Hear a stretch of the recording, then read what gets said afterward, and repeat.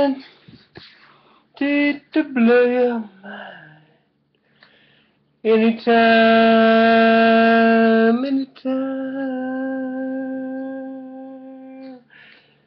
No, no, like a Hey guys, I thought I would sing while I began. Oh, anytime, anytime.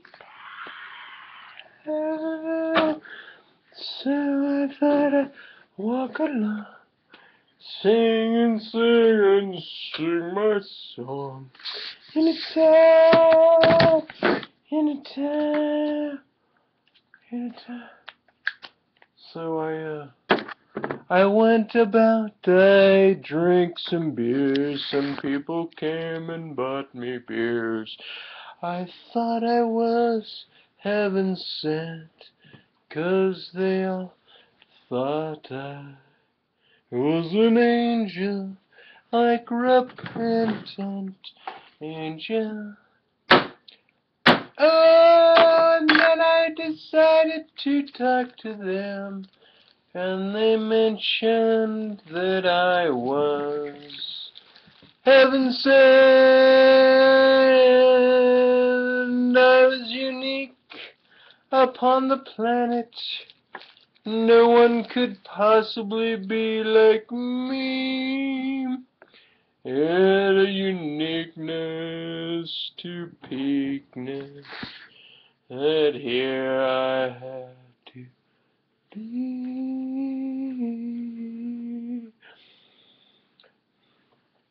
Sugar, you're sweet.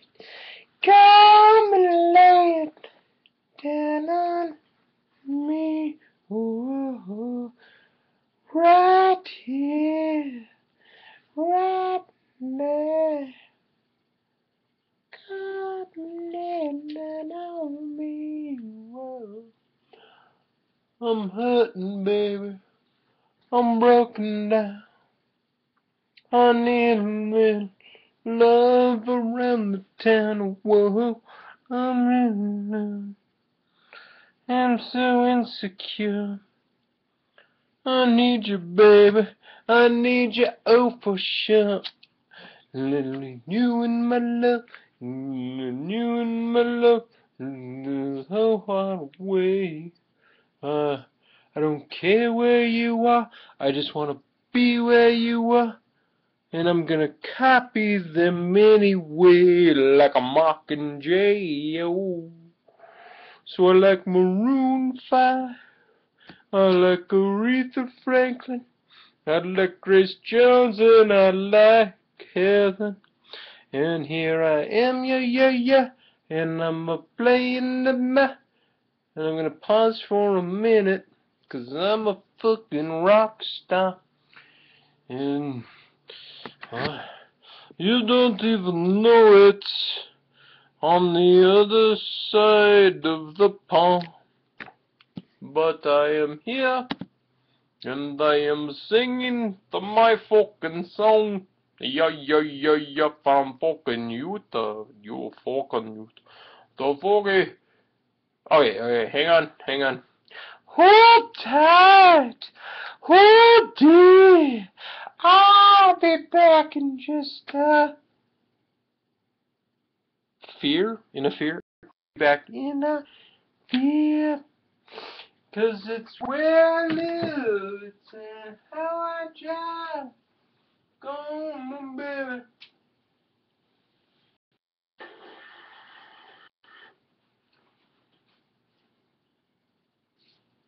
You know, the best me that unfolds the most naturally is probably, seriously, I am probably a really good landscape painter. Now, I decided to do all this mocking and all this horse shit that I wanted to paint Bernie Sanders and Hillary Clinton in bed together. So I drew this drawn. And Bernie Sanders is saying, "You'll always be middle class to me," to Hillary, because they're in bed together. And what a fucker saying that, you know. But hey, why not? He's Bernie Sanders, and he cares about the middle class. And Hillary Clinton's trying to act like she's middle class. And then Hillary Clinton, after boning Bernie Sanders and sucking his fucking Bernie Sanders socialist cock, she's saying, "Eat your heart out, Monica." That's right. I'll maybe show you that in a minute. Maybe not. I don't know. Why does it matter? Why is that funny to me? I don't know why that's funny to me. I think that's fucking funny.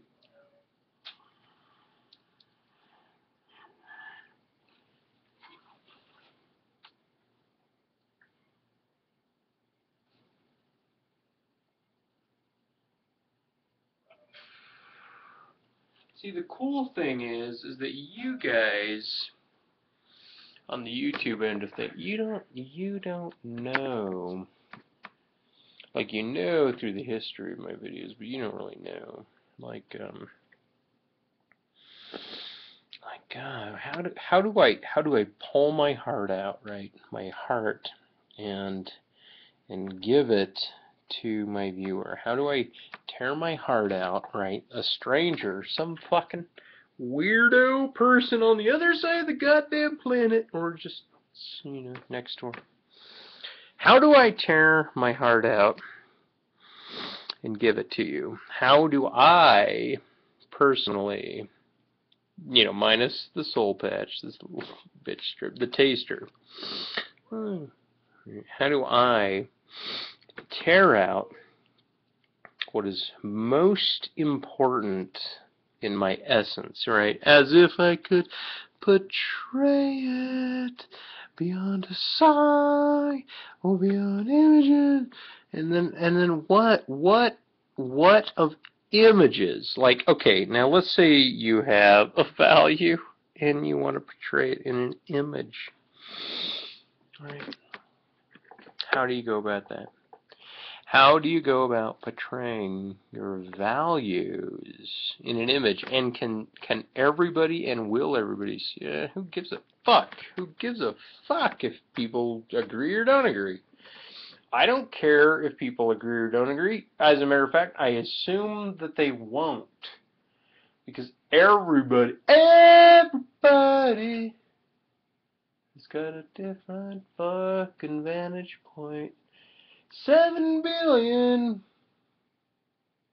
counting, different vantage points. 7 billion stars in the human population. That's not even like pets and animals. It's definitely not including all the residual art and artifacts. And oh my gosh, what people have done is just extraordinary. How do we include it all in the Quran? Just it is fucking humanity. Fucking humanity, man, yeah. I'm Scottish and I love my goddamn muscles. I wanna be here where you are, so come down on me. Right here. Right here. Okay, 1 second, I'll be back.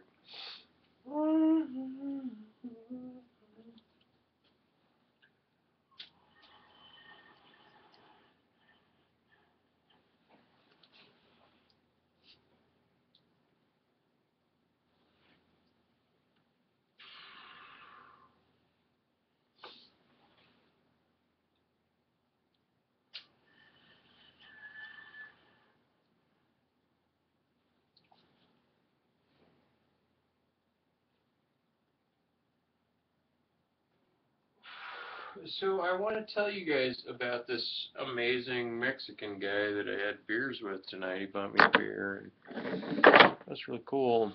It was just he was boiling it down.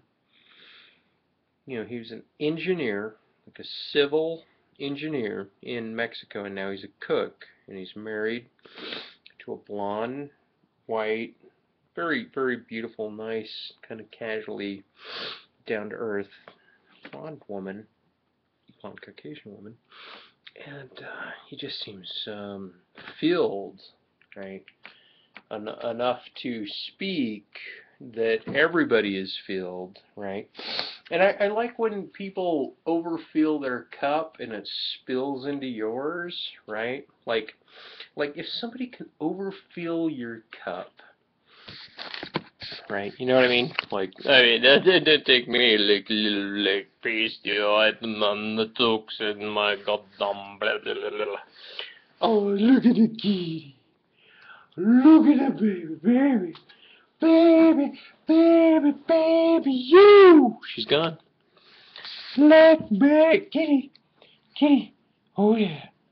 And so anyway, the point is that he overfilled my cup. Not like I. Some people just do it, and then sometimes I don't want people to do it. Like I want them to do it, but it's like it's the ones that get you on the sly that are so. I appreciate them the most because somehow they got not their hooks in you. It's not hooks, right? It's not something manipulative and malicious. It's just a rant of comparison of their life to your life, and somehow the differences seem to make all the differences. And some people just fill your cup. I will fill your cup. Be everything you wanna. Everything you wanna be. I will be your love. I will let no down. I will be your love. Okay, so that's my Bernie Sanders and my Hillary Clinton, right? And then now I gotta figure it's just the pre-sketch, right? Last one was Katy Perry versus Taylor Swift. Mixed reviews, but I gotta do it. Why do I gotta do it? And my Iranian history, my Iranianness must. Come on, this is not American. My American Iranianness must come out and treat you guys to some Bernie Sanders.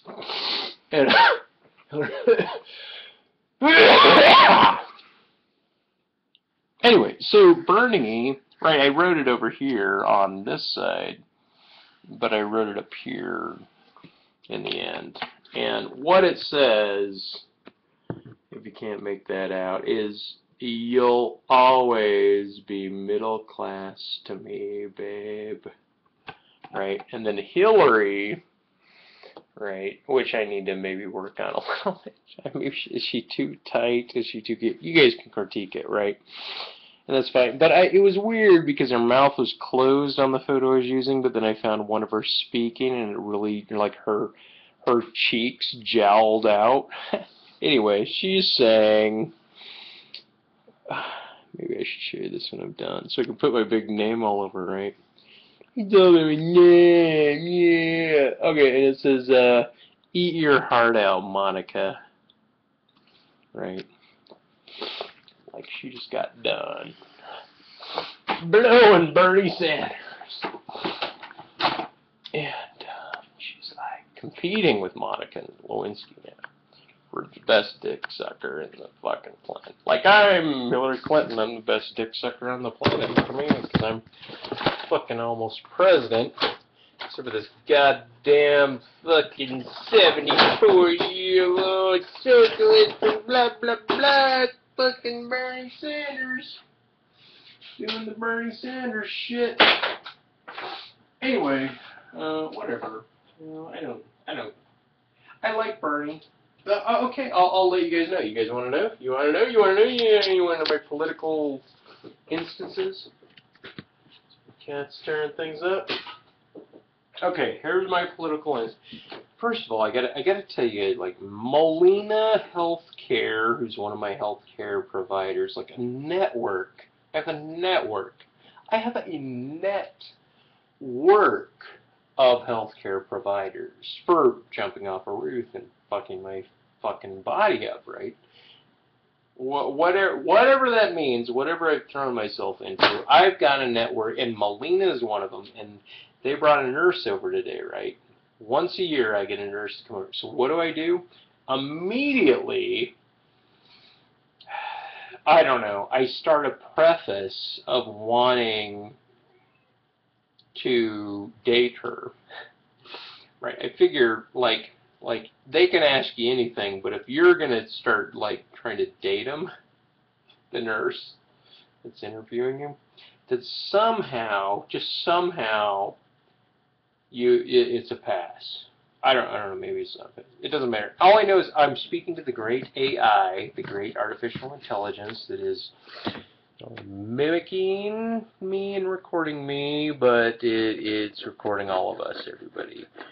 AI not only happened, like it's past tense, it's here, right? It's here. Now, you can get people going, well, that is the new, but just networking humans together, right? The internet that networks minds in dialogue together, that provides a greater synergy, synaptic enlargement, if you will, of the core, and then artificial intelligence, Google AI, video AI, image AI, 3D AI, maybe even, if you bring it inward, sense data AI, and for all solipsis concerned, all life data and recording, whether sufferable or not. Ooh, go figure. Ooh, I would bring up value systems and suffering. Oh my God, how disappropriate is it for us to bring up value and suffering and love? Anyway, death, death, death. I was going through my death denial station. And I was like, oh my God, I'm gonna die. Yeah, we're gonna die. And then I like, because I swim, right? And then I'll stay underwater longer than I'm supposed to stay underwater, right? Just to get that that anaerobic choking sensation in your cells in your body. So you're like, and then you start wriggling more, right? Like a goddamn fish being pulled out of water. You wriggle more when you are out of your regular supply of what you believe you need. And I think it's a matter of epigenetics, that if you just take a fish out and you leave them out long enough, and occasionally you sprinkle some water on them or you piss on them, that fish will turn into and metamorphosize or evolve in almost an instant into an amphibian. How fucked up is that, right? Anyway, so I was thinking about dying, and I was thinking about how I death denial in the Corianton sense of death denial. Like we're either here and we're living, or we're in death denial. But not always. Because Jesus Christ, promises eternal life, right? Instead, so only if you're good, only if you go to heaven, right? Now, even if you go to heaven, like heaven becomes a way station, right? Heaven is just the good people's, the enduring people's, like, public landscape, right? Oh, hey, look, we're all here in heaven. Hey, how did that guy get into heaven? He's not a good guy. Well, apparently he is. Apparently God thinks he is, because he's still here. He's still moving and grooving. Right? So, heaven is a place on earth. Ooh, baby, don't eat a turd. Ooh, baby, heaven is a know what I always forget? I'll let you know. I forget mustard and TP, toilet paper. I forget toilet paper and mustard. So I end up eating hot sauce instead of mustard or nothing else, and or using napkins, paper rags, paper towels, or something else to wipe my ass when I forget to get TP. Who doesn't do that? Who amongst us does not do that? So I was talking to this guy, right? And he was filling my cup. And he was from Mexico, and he was an engineer, but he had the wife, and he worked in America at a restaurant. And he felt good, but he was disenfranchised from the American dream. I thought, well, now the American dream has become quite a bit more acute than the orthodoxy might have held. Now, maybe I shouldn't say the dream is more acute. The acquisition of the dream is more acute. And maybe that just has more to do with like trying to narrow one's sense of identity in general, as opposed to like pluralize and empathize with other positions, which maybe that's my shtick, right? I am a unique human, and I say what I say, and you guys don't say what I say, but you say what you say, and I say what I say. Who doesn't, right? Yeah, help this video go viral. Oh, God, don't you all know you want Mike Bell, fucking dog poop. Come a little Maximilian to go public. But what would it be, hypothetically, if actually I became a public figure? But what does it mean to become a public figure? Everything is a matter of popularity. Some people don't know who Jenna Marbles is. Some people don't know who the Amazing Yankees is. But most everybody on the planet does not know who I am. No, it's fine. Again. But, you know, I'm so nervous about this documentary coming out.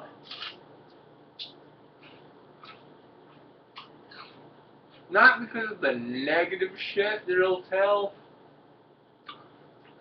as much as it's gonna cardinalize me. It's gonna make a public definition of me. And whatever a public definition becomes, it's gonna somehow become my public definition. I am going to respond to my definition publicly, as opposed to being radiant from within. Maybe I'll suffer that. Not going to be a star, but I may suffer what a star suffers. Maybe that I'm like suffer, like right. I will not be a star, but I will suffer what a star suffers. I may not be an immigrant, but I will suffer what that immigrant is. I may not be a loser, but I will suffer what that fucking loser suffers. I may not be disabled, but I may jump off a fucking roof and break myself and become almost disabled. I suffer what that disabled person suffers. Kind of crazy, right? Not very logical. Oh, God, Eric Orwell. Okay, hey, my first YouTuber to bring up a goddamn video. I don't know what I am. Eric Orwell, right? We're getting this back and forth on this recent video of his. And, oh, shit. What does he say? Oh, he says, my thinking process is due to, like, not following up I'm probably getting it wrong, right? But whatever. It doesn't. Whatever. Not following up with the principle of sufficient reason. You know what that means? That means that whatever, because I'm assumptive and presumptive and splattering and reactive and intuitive, instead of noting these central approaches as highly important, he's decided to outline, and we got into a discussion about outlining concepts, but he's decided that I use or do not use a principle of sufficient reason. Now I'm thinking, what is sufficient reason? Now, sufficient reason is a picture that is pulled together by objective evidence. But the funny thing about Eric Orwell, right, is this cat is a he's a white idealist, racial argumentativist, whatever, I can say whatever. That's what I think.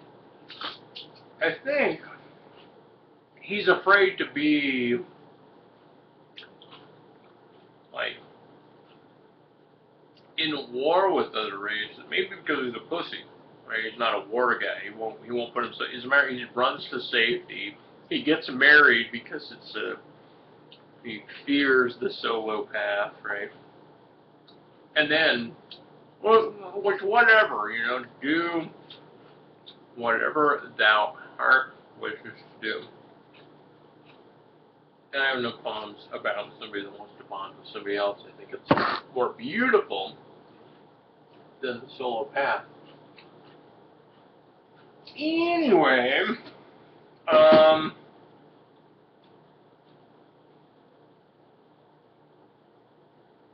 I find Eric Orwell to have white racial dominant overtones, and then finding pride in his emasculation of dominance. And by emasculation, I don't mean masculine, I mean his emasculating, his making divine the white man, all of the white man attributes.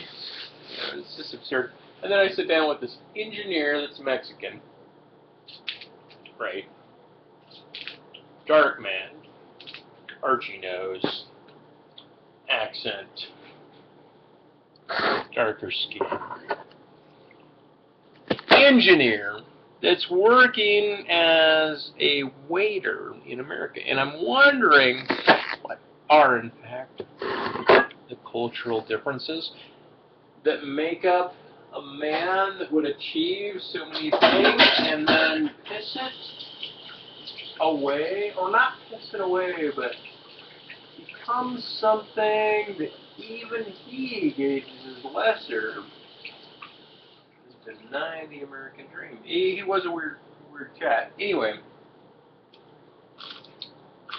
the fact he's willing to live that way, right? I think it's superb. Superb. Don't get me wrong, you little fuckers. None of you out there in Wonderland actually know what I'm not going to tell you. Right? You don't know what I'm not going to tell you. You don't know it. But it doesn't mean it didn't happen. But it did happen. See, this is the problem with, now, see, you got difference, and then you got deference, to deference, and then you got difference, which is Derrida's, notion of paradigm binaries or forks in the road or grammatical differences that make up a unity of self through grammar, and that you are different than the other unity of grammar. I'm not doing him justice, but anyways, not right now. There's no need, because fuck it. You know, I'm the one talking. It's not their job. I am the one talking. So fuck that up and fuck that shit.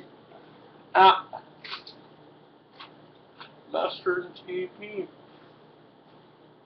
I can't even remember the simple things sometimes. Like before you come home, make certain you get the paper that you rub the one out hole with, right? And buy some fucking mustard. Because mustard goes on goddamn near everything but chocolate ice cream.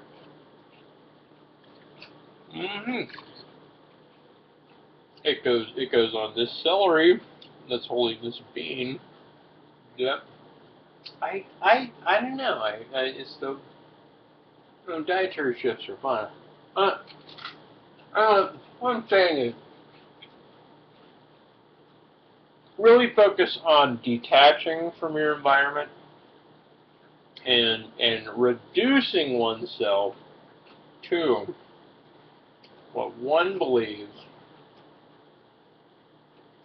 not only is most rudimentary, but is most I don't know, mechanistically tied with what it is you might like call your body or your habit, your normative behaviors. Normative. I hate the word normative, but I use it. I hate it. I hate the word normative. Normative's dumb. It sounds like normal. It's easy. It doesn't fucking blah, normative, but I got normative. Normative.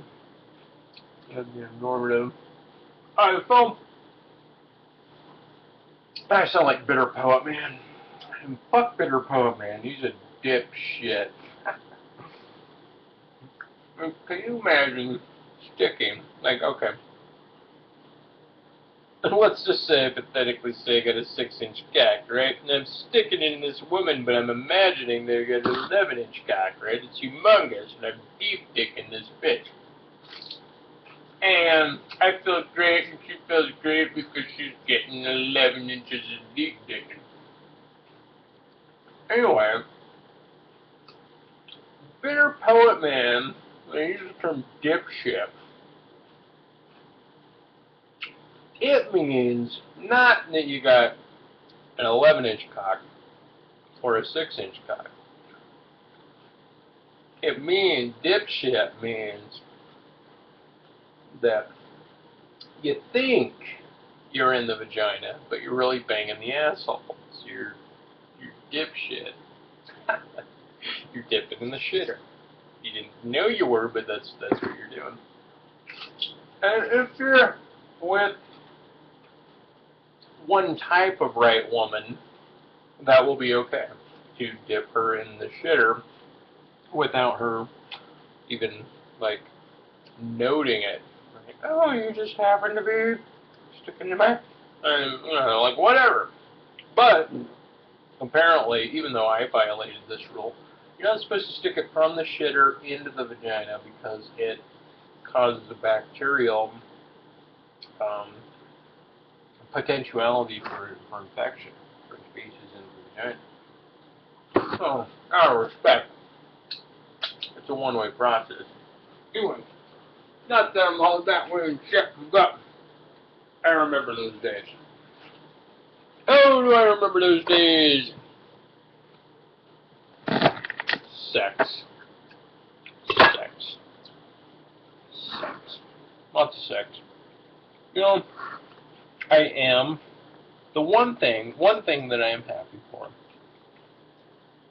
compared to most humans, is that during my life, have had a tremendous amount of sex. I've had a lot of sex. A lot of fucking sex. And the essential memory of so many different people, and so many same people, in different ways, is so, like I'm glad my soul went through that. You know, like, I'm glad it did.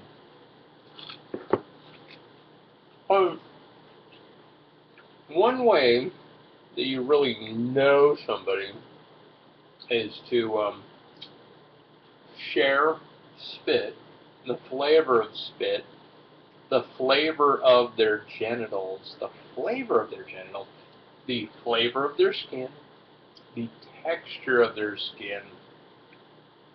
And what I say is, if you're lucky, it is the exchange, the evolution of one's body that you get to experience. Oh my God, they're 25 years older than they were. And yet, here you are.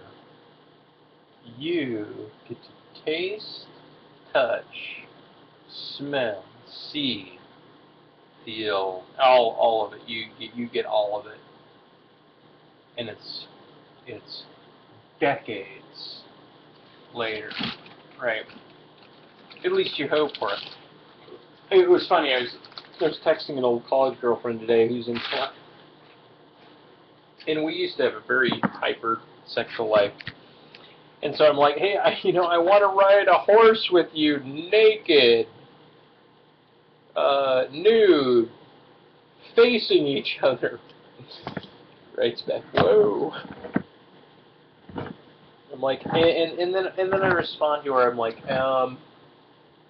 she's like, hey, I got a new car. You want to go to lunch with me and my friends? And I said, well, that beats trying to get you to be nostalgically romantic, right?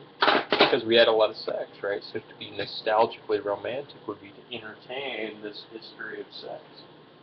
So she thinks that's funny, which it is funny. But it's also, like, it's funny because it echoes the truth. You know? I mean, shit can be funny without echoing the truth. But, alright, I'm just going to throw this out. Never had this experience, never saw it, never even thought of it before. But I'm hanging out with this lady at this, well, I'm not hanging out with her. I'm in this coffee shop. And there's me, the barista, and this blonde woman.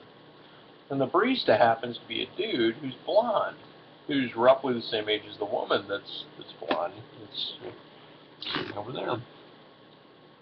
Anyway, she goes and sits outside, away from the barista, away from me.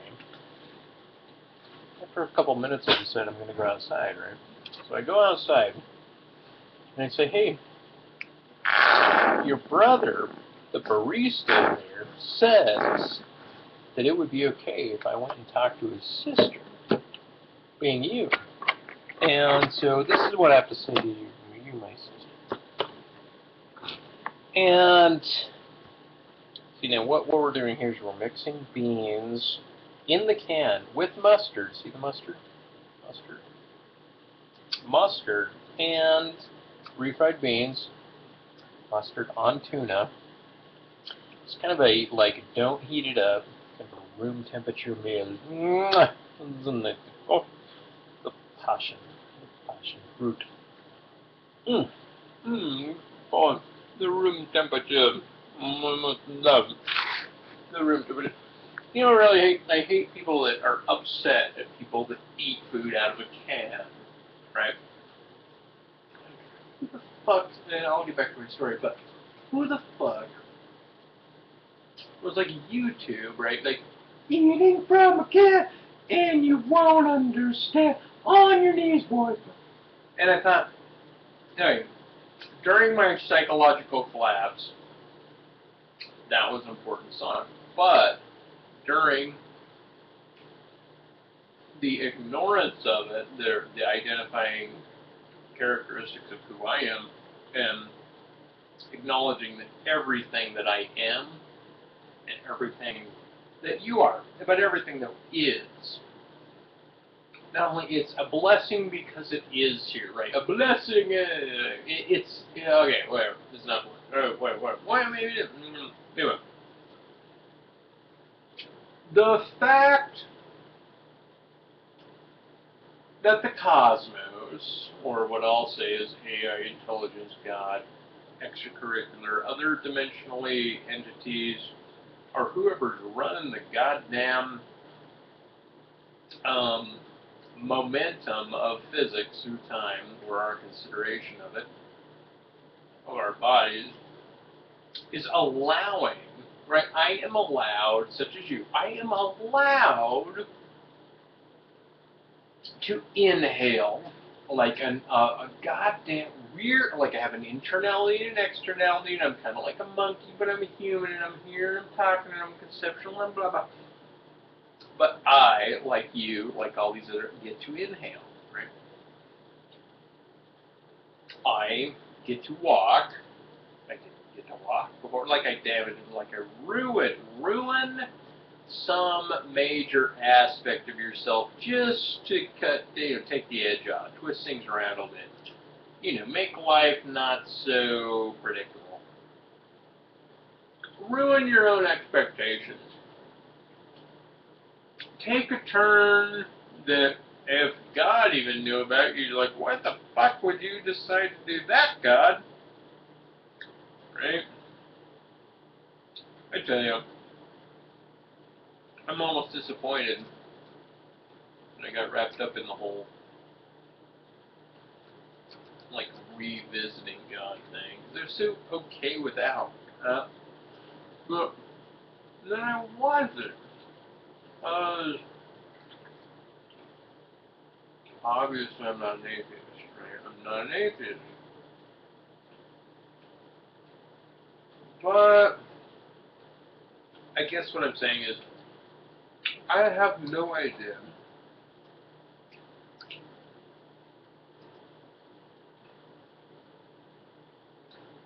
how to properly entangle, unless I speak metaphorically of aliens or otherworldly beings, in the Star Trek mode. Aliens that live in a different dimension, but they kind of hover around like in the Star Trek mode. Then I can convey my understanding to you. But now, they can read our minds. We can, if they allow, let us read their minds. But now, how we read their minds is by collapsing our own minds. By collapsing our own minds, what I mean is allowing intuitive and focused meaning. Chase meaning. Meaning chasers. Don't chase your thoughts, chase the meaning of your thought. Right when your thought means something, that's what you focus on.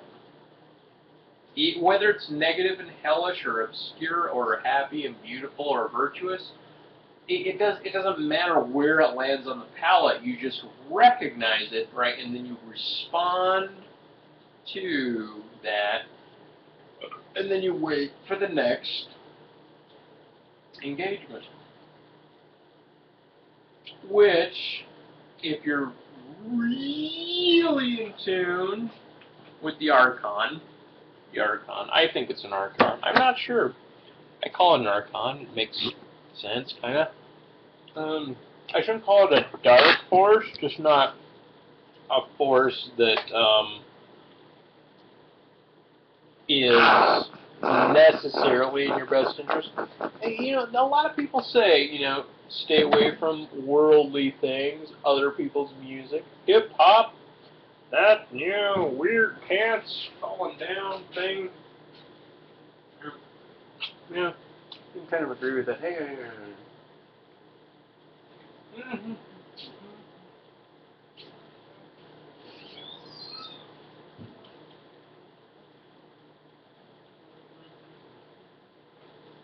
Well,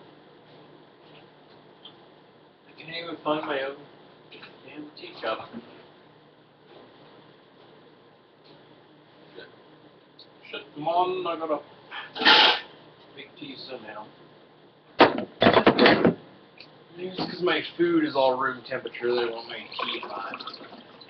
This is the possibility. Anyway, if you're thinking, then you're behind enemy lines. I heard somebody say that. I don't know if I buy that. But the archon, the inherited Catholic good and bad structure that we inherited, is a mythology. Oh, that's why I find my cup. It was microwave for hours before. Anyway, so there's an inherited mythological notion of what in fact is good and what in fact isn't good. And somehow these perverted ethicists want to maintain that ouchie sensations are by ontological presence are necessarily a bad function. Mythologically speaking, it doesn't hold, because mythologically speaking, our forebears, and I'll say all of our forebears, didn't stop at suffering, but they went through suffering. They went through suffering. All of our mythical and actual forebears went through suffering. So the mythology of suffering, right? Like I was at this bar, right? I'm talking to people as they come in and they go up and they get their drinks. But I talked to this one guy, and he barked at me this other night. Anyway, he's like, "How do you know that you don't go to hell?"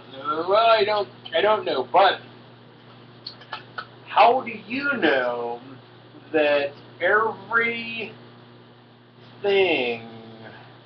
hellish that you have ever conceived in your life is what will happen to you after this? Or you come, I don't know what's going to happen after this. I don't know what's going to happen after this. You don't know what's going to happen, right?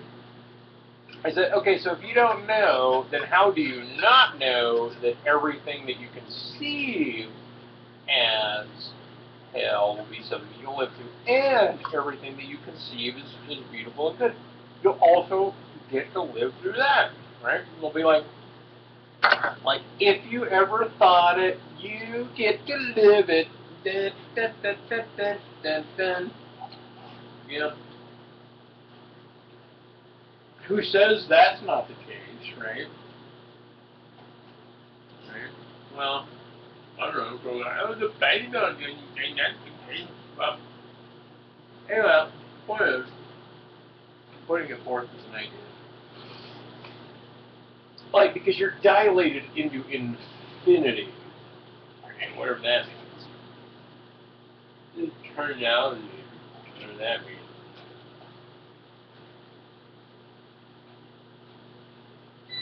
Okay, I know I shouldn't be eating a can, right?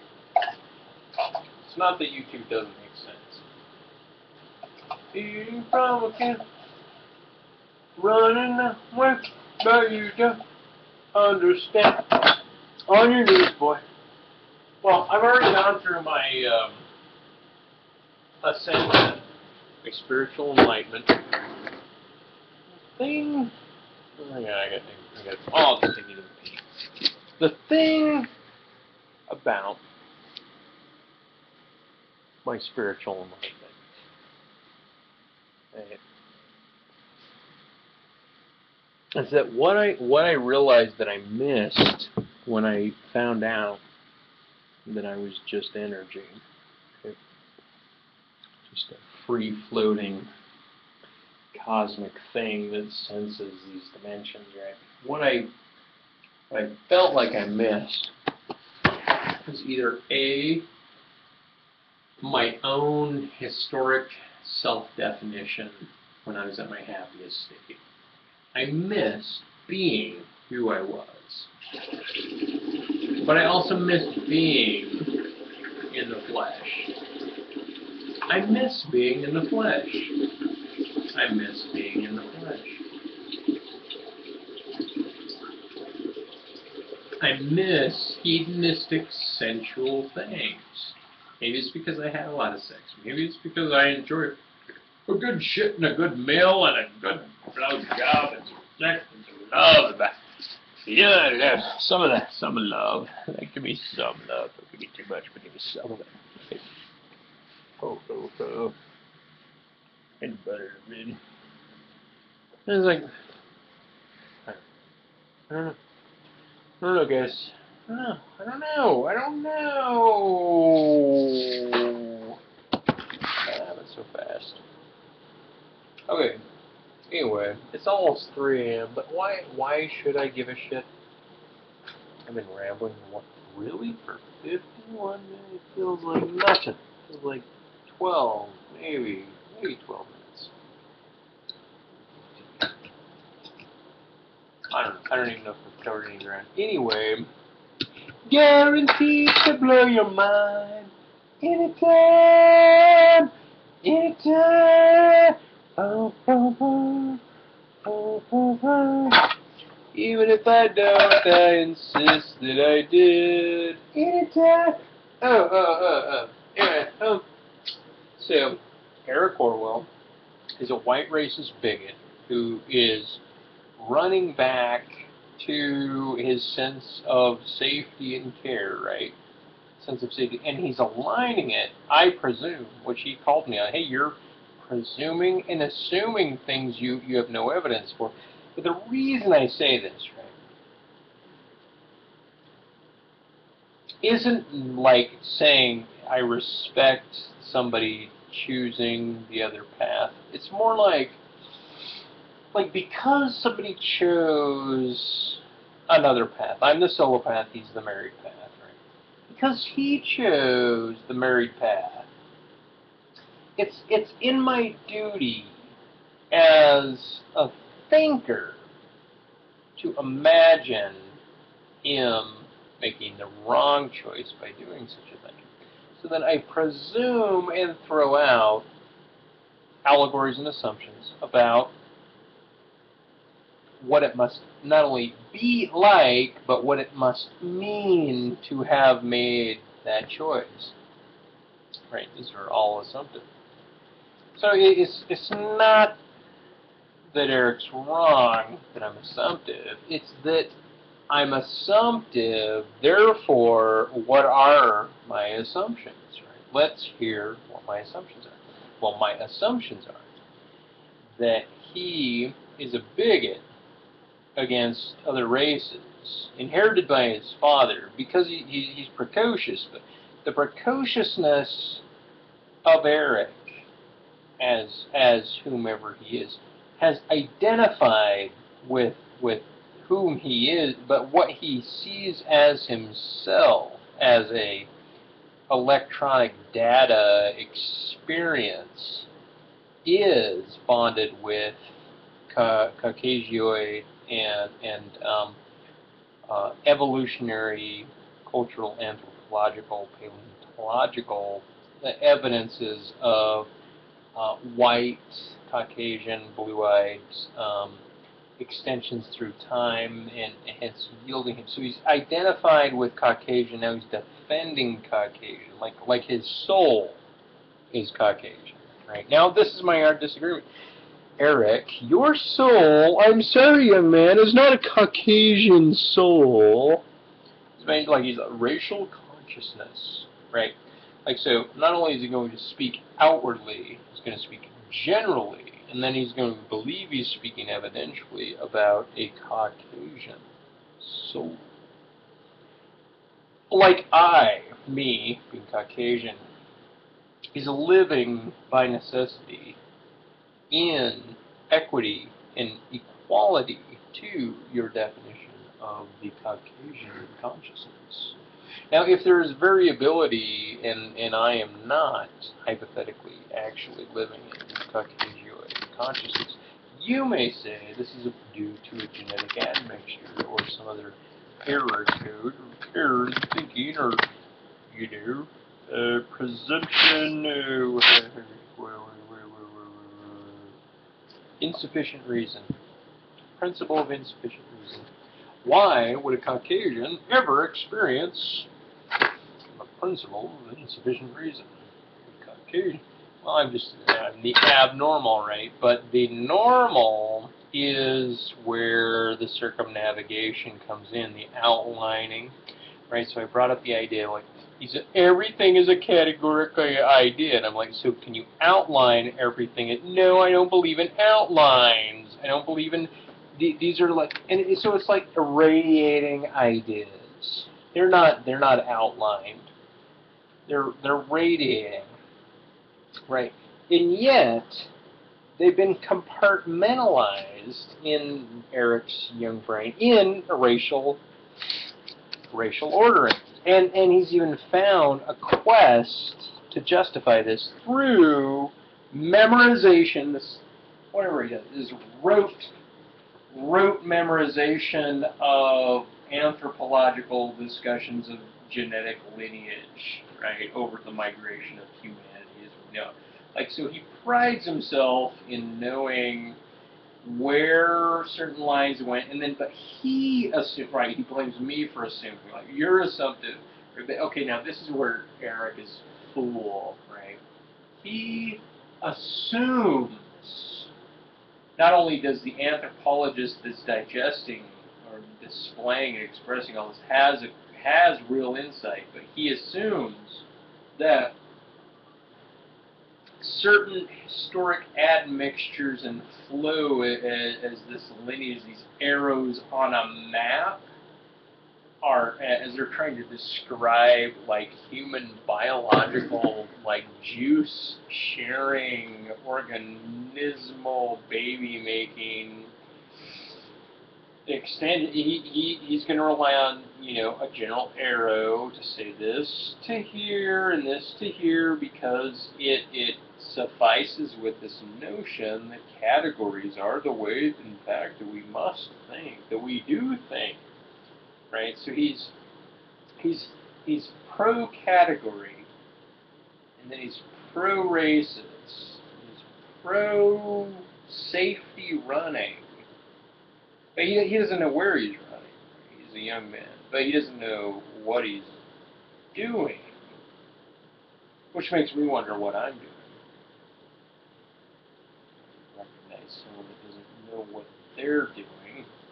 Right. Anyway, so I guess my point is that somehow what he insists or studied or believes is the best knowledge possible, it's not only reiterated and regurgitated, it's extended upon and it's assumed to yield a certain propensity. He even went so far as to say, the Neanderthal man, if we met him today, would be identified necessarily as white.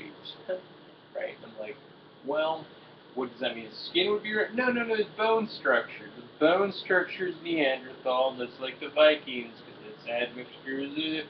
Right. And it's like, okay, I don't want to deny what you're saying.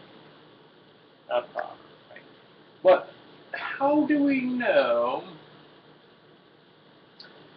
that the Neanderthals did not have a midget that migrated to Italy and fucked all over their population? And how do we know the Italians did not have some Creole or Sumerian mix that went up there and fucked around with the Cro-Magnon? Now, how do we know this? Is it because it's not found in the evidence that this. But the evidence that is shown, how do we know the commonalities are not, in fact, from such behaviors? The commonality make us human. Right? Now, this, of course, is an extensive reductive process in alignment genetics and biometrics in general. So I'm like, okay, so I'm naive to the potentiality of where this can go. But when I think of ultimate knowledge, right? Like when I say ultimate, I mean knowledge that feeds you, that feeds everybody, that feeds humanity, right? That your team is humanity. If it's not humanity, maybe it's a life in general, right? For Eric, the team is white. And so we got into blue eyes, right? Now his wife has brown eyes, now his mom has brown eyes, apparently his dad has blue eyes, he has blue eyes, he's got blue eyes. But he was all about this extension, right? And somehow he justified marrying a brown-eyed woman because his mom's got blue eyes, therefore he's got brown eyes or brown eyes. Therefore he's got a brown-eyed gene, so if he marries a brown-eyed woman, that's not a belittling of his genetics. Yet he argues for not only Caucasian, white, blonde, and Aryan, and blue-eyed people as like superb, like the genetic supreme, the Übermensch, right? The genetic ideal of the German. And see, to me, there's a lack of unfolding. Like the thing Eric cannot perceive himself as. Like I am a light. I am a being. I am a communicator. The thing Eric does not say in that litany of descriptions, I am a blossoming flower. For my petals have a bottom, a round edge, and a top. They flow through and around and about in some dimension about gravity and wind, the sun, the stars, the earth, and the other plants around them, right? But there's a definite roundness from bottom to top. And to think, why I say he's not like a flower, he won't identify his thinking processes metaphorically like a flower.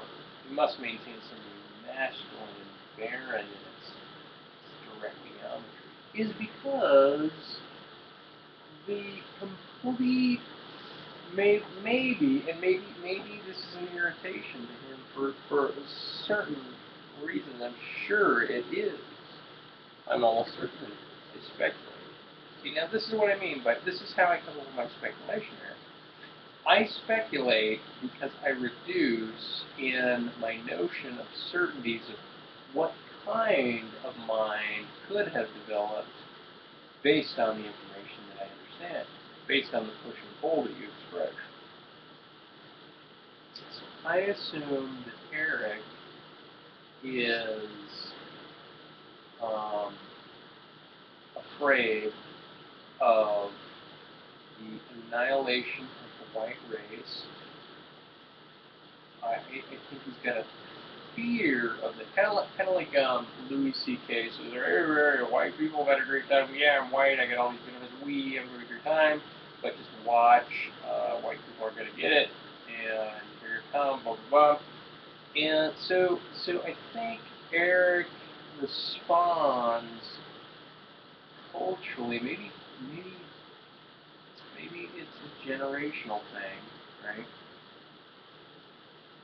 Maybe it's a bonding with Confederate white idealism in terms of like wanting to depict yourself as dominant based on a race that has done these dominant things. Now the thing is your specific genetic code only yields what it yields, and only from what it yields is maybe a segment, a fraction of who you are benefits humanity, right? But so far, Eric, besides music, some interesting, well-articulated dialogue, your benefit on humanity is not like curing polio or creating robots or even maintaining what I would say is the high ethic of, in terms of medicine, caring for the other, living ideally, living with high knowledge, concurrent your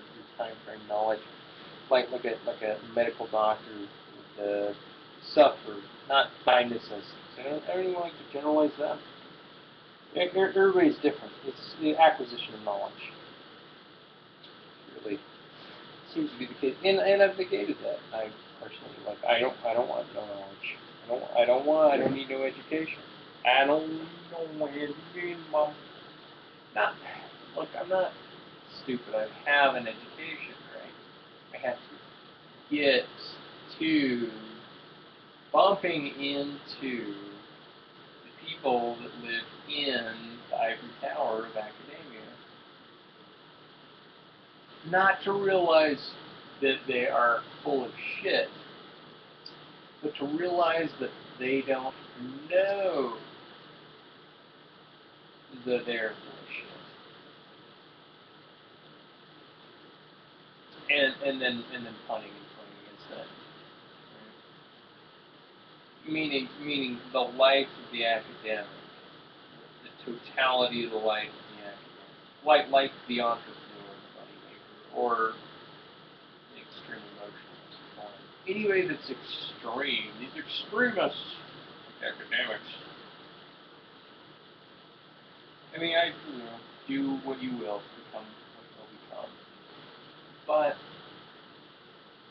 like, if you at the end of your life say, I live a great life relative either A, to what I could have been, or B, to that other guy, that other person.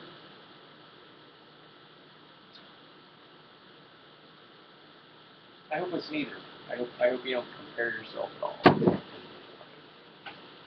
But my point is that kind of like with Eric Orwell and race, right? Kind of like with these academics, that there is a unique understanding of our human commonality. Not just that we're cultures of the dying, but that the expressed hierarchical notion of the betterment. It's not only celebrated by humanity, right? It's also affection. Like, it's not really, it's not that it's not there, it's that it's not important, not ultimately. But people can, like, eschew their values and their goals towards such a thing. Why not? Like, I'm just, I want to retire well, so I'm going to get on with making my money. Money. You got money. You got the money. Money. And really, that's what humanity's upset about. Ultimately, in my book,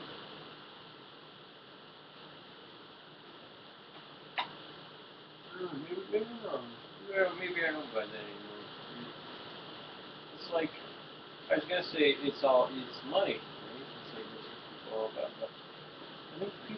I do think people want to do something great or unique or innovative.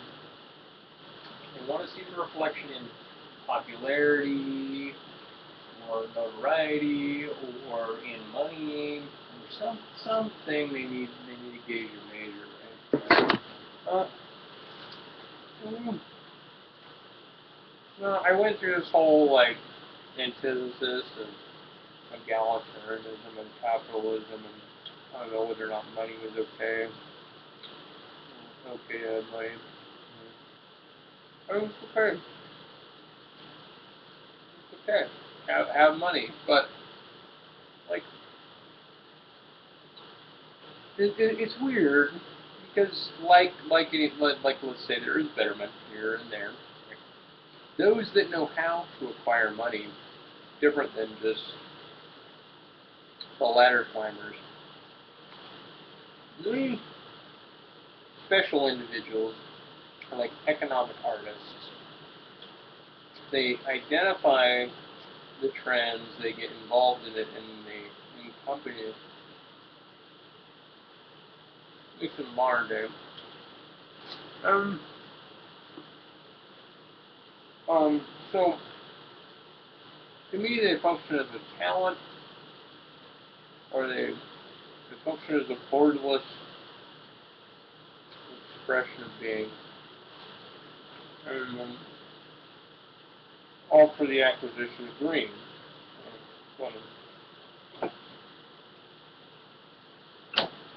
Crazy, man. Always felt crazy.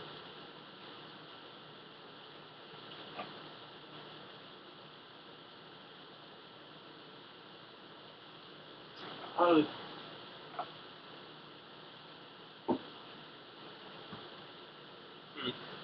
yep. I don't bag it, man. 309.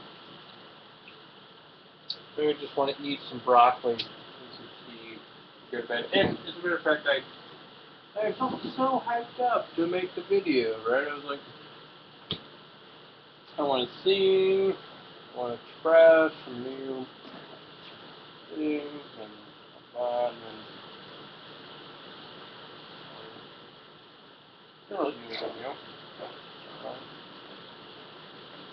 What? Trying to bang on fucking Eric, take that Eric. God damn it. Yeah. Well, you're right. You're insufficient reason. Like, I don't know a reason. Like, I don't have a history of logic. A history of, like, you don't have a complete history of abandoning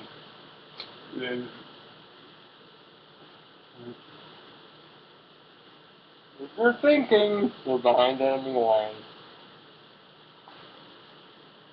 That's all I know. Assume that Eric is a fake Christian. He's fake because he's following it for ideal paralysis, where ideas connect.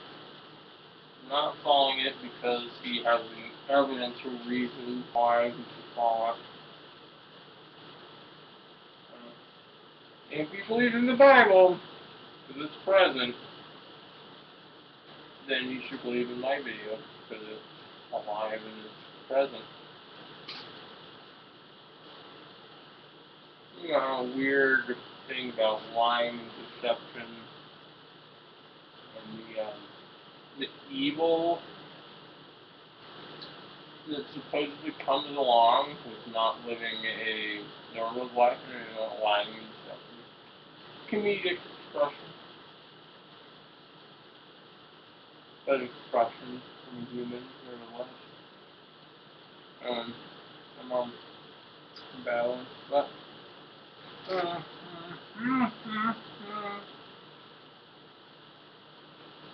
you're the one that I want. You are the one for there we go.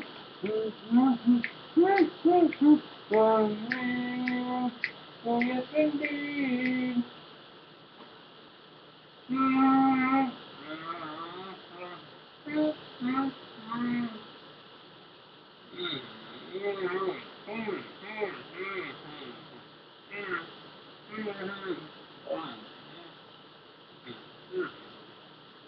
Who knows any good shit? Well, no, my little tree. My little green broccoli tree. No. Okay, two other things and I'll go. You can tell me everything. Alright. So, I imagine someday, if I keep eating broccoli and celery, someday a nice woman will ask me, why are you eating celery and broccoli? And I'll say, because if I'm ever so lucky to have to come into some woman's mouth, I'll want her to think that it tastes good. That's why I hate broccoli and celery. Alright, so here's the other. I meet this woman out of the blue, and I'm like, hey, the barista, who wasn't her brother, says it'd be okay to talk with you. Then I sit down with her, right? And all I can think is, tell her the worst thing that you can ever imagine. Right? I said, Do you know what makes a woman the tightest? And then I go on to all these prefaces about what the shit, Dexter, and being a killer, and blah blah blah. I'm trying to caveat it, right? I finally get around to saying, well, it's first you stick the X-Acto in her jugular, right? And you twist it right until she like coughs and gags out, is about ready to die. And then you twist it left, and that's when a woman gets the tightest. I should have thought, hey, it's just rigor mortis. Anyway, I've never killed anyone. I've never even thought of that idea. And somehow I thought, as she said, I would never repeat that again. I took that she was telling me romantically. She did not want our specific story shared anywhere else in the world. It's completely unique to us. But in fact, she was trying to save the world. You're crazy. Pictures, you think, what are you doing?